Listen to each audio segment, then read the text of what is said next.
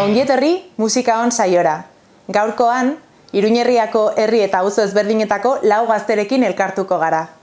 Urte mordoa dabiltzate eta jaialdi ezberdinetan parte hartu dute. Zuekin, Sofokaos.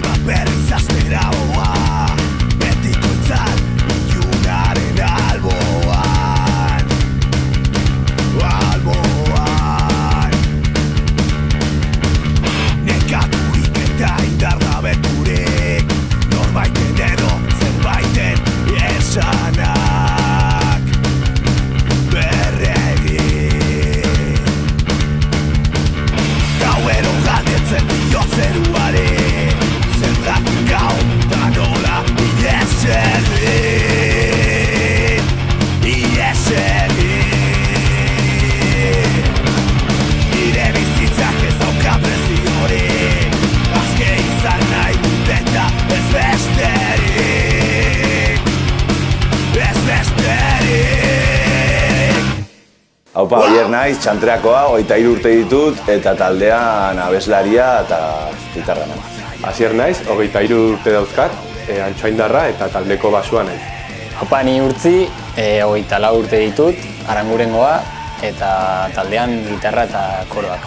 Ni Alain naiz, 24 urte ditut, Errotxapeakoa, bateria naiz.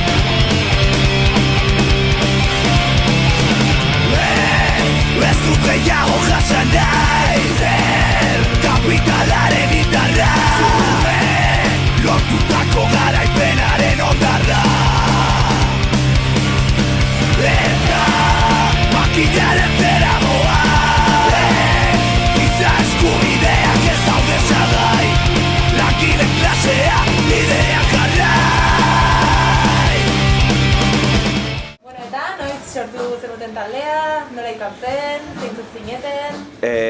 Taldea sortu genuen 2012an, joaten ginen ikastola berdinera ni Asier eta Andoni, lehengo gitarrista, eta santziaten talde bat egiteko, eta hori ezagutzen zuten Alain, jotzen zuela bateria, eta hori sortu genuen taldea. Ginen saiatzen Antxoaingo gaztelekuan, Arrobin, eta horrela sortu genuen taldea, eta hasi ginen jotzen bertsioak, genituen 15 urte eta ez genuen abestirik, ez diskarik, ez ezer.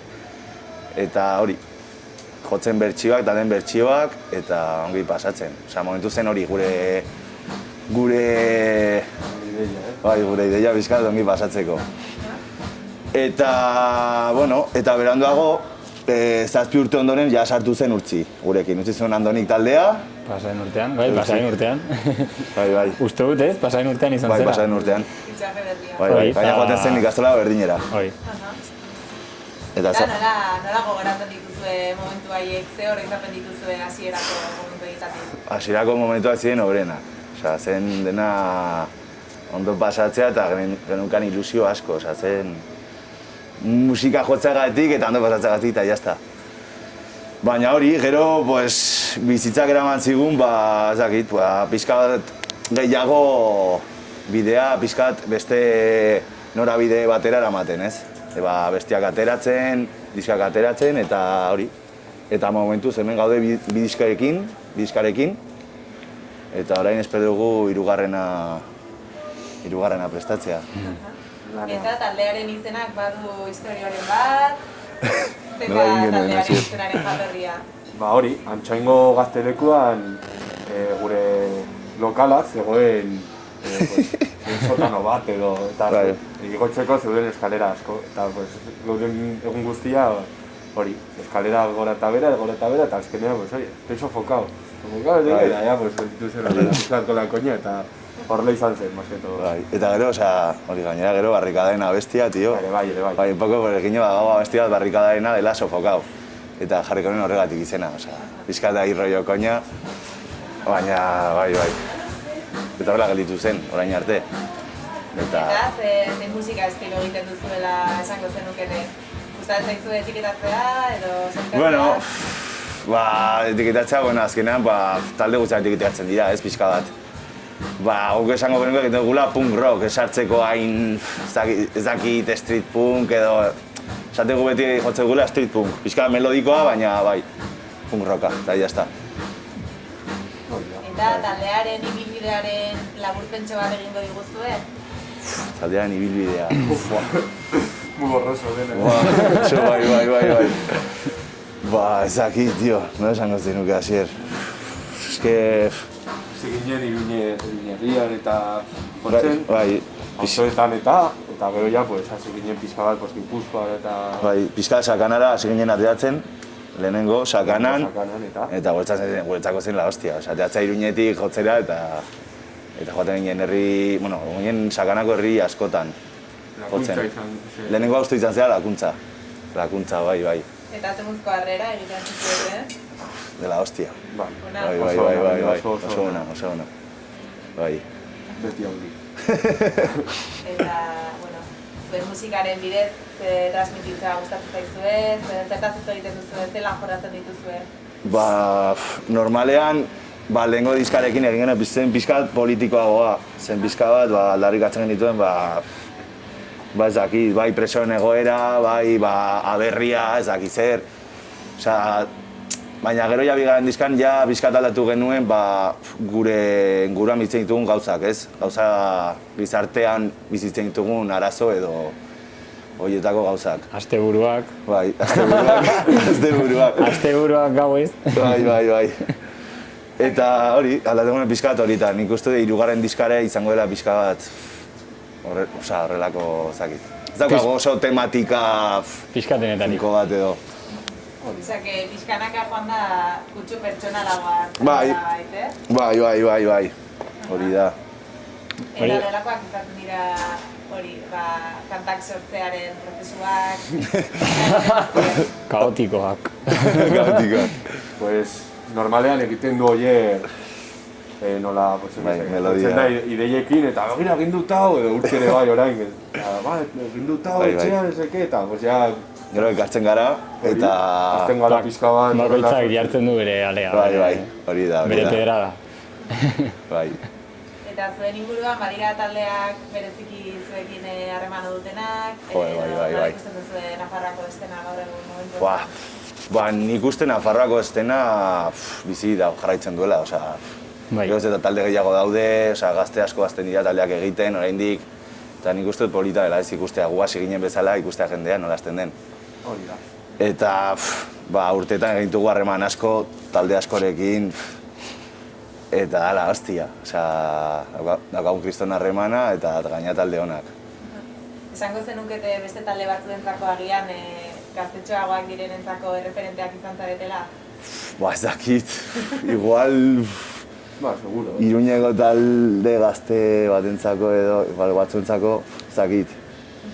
Ez dakigu, oraindik igual ez da magoan beste urte, ez dakit. Zuen kasuan zeintzuk izan dira zuen erreferenteak? Gure kasuan, Deskontrol, izan da txikitatik entzun dugun talde bat. Deskontrol, Kaotiko, Non Servium, ez dakit.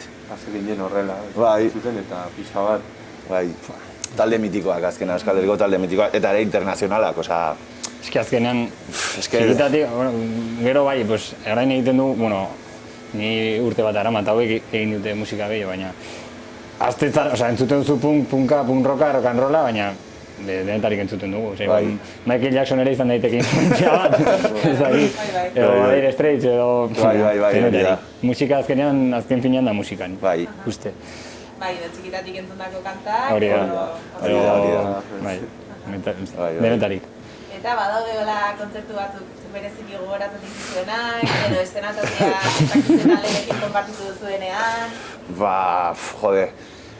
Nostalgiko jarri ezkero. Bai. Ni azkene, nik uste dut kontzertu bezala gehien gustatu ditzaidana izan zen Antxoengoa 5 urte egin genituenean.